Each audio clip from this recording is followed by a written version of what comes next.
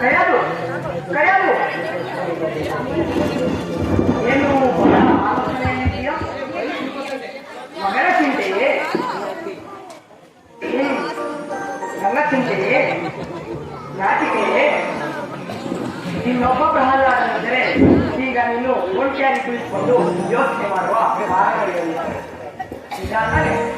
ನಿನ್ನ ಆಸೆಯು ಅದೇ ತಾನೆ? ನೀವು ಯಾವಾಗಲೂ ಹೀಗೆ ನಗುತ್ತಾ ಇರಬೇಕು, ಅದೇ ನನ್ನ ಆಸೆ. ಅಂದರೆ ನಾವು ಇದುವರೆಗೆ ಹುಡುಕೋಡ್ತಾ ಇದ್ದೇವೇನು? ಯುದ್ಧ ಹೋರಾಟಗಳಲ್ಲಿ ಕಾಲ ಕಳೆದಿದ್ದೇನೆ. ಇನ್ನಾದರೂ ನಿನ್ನ ಜೊತೆಯಲ್ಲೇ ಇರಬೇಕಾದರೆ? ಹೌದು ಸ್ವಾಮಿ. ಹಾಗೆ ಮತ್ತೊಂದು ಆಸೆ. ಮತ್ತೊಂದೇ ಆಸೆ? ಯಾವ ಆಸೆಯೂ ಇಲ್ಲವೇ? ಒಂದು ಬಾರಿ ಪ್ರಹ್ಲಾದ ಕುಮಾರನನ್ನು ನೋಡುವ ಆಸೆ. ಓಹೋ, ಅದಕ್ಕಾಗಿ ಮಹಾರಾಣಿಯವರದ್ದು ಇಷ್ಟೊಂದು ಪೀಠಿಗೆ, ಆ ಭಯಕ್ಕೆ ಮಗುವಿದೆ ಹೇಳಿ ಕಳಿಸಿದ್ದೇನೆ. ಪೀಠವನ್ನು ಅಲಂಕರಿಸಿದ್ದೇನೆ. ಅದು ಗುರುಗಳೇ ಬರುತ್ತಿದ್ದಾರೆ.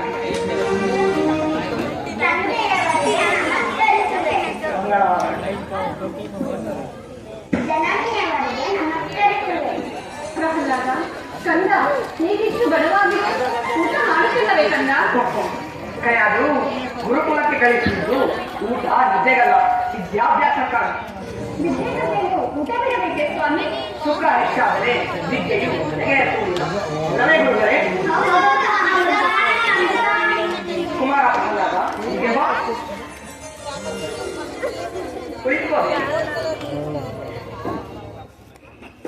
ಗುರುಗಳೇ, ಕುಮಾರ ಪ್ರಹ್ಲಾದನು ವಿಧೇಯತೆಯಿಂದ ನಡೆದುಕೊಳ್ಳುತ್ತಿದ್ದಾನೆ.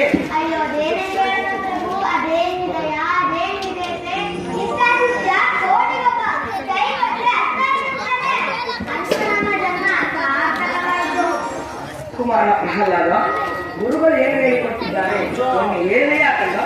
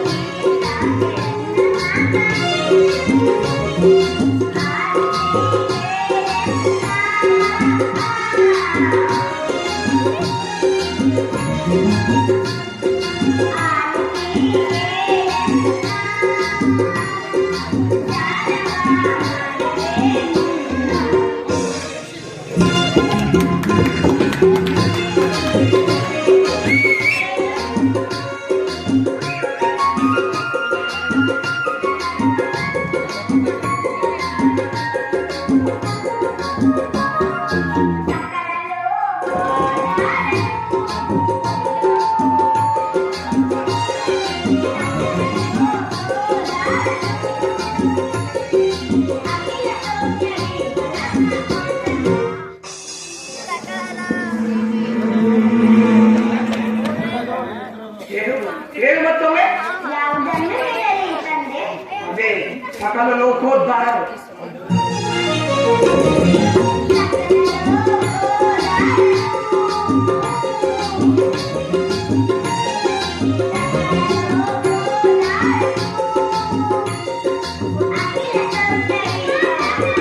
ನೀವು ಸುಮ್ಮನೆ ನೀನು ಹೇಳು. ಅದನ್ನೇ ಹೇಳಲೇ?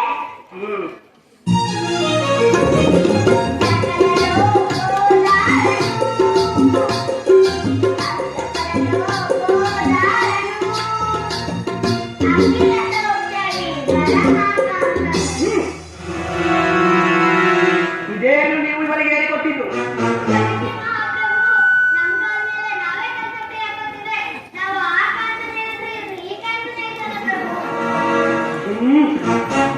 ಮತ್ತೊಮ್ಮೆ ಇವನು ಇದೇ ರೀತಿ ಹೇಳಿದರೆ ನಿಮ್ಮ ಶಿಕ್ಷೆ ಏನು ಗೊತ್ತೇ? ಶಿಕ್ಷೆಯನ್ನು ಮಾಡಿದ ತಪ್ಪಿಗೆ ಗುರು ಶಿಕ್ಷೆ ಅನುಭವಿಸಬೇಕಾಗುತ್ತದೆ. ಕರೆದುಕೊಂಡು ಹೋಗಿ ಇವನನ್ನು.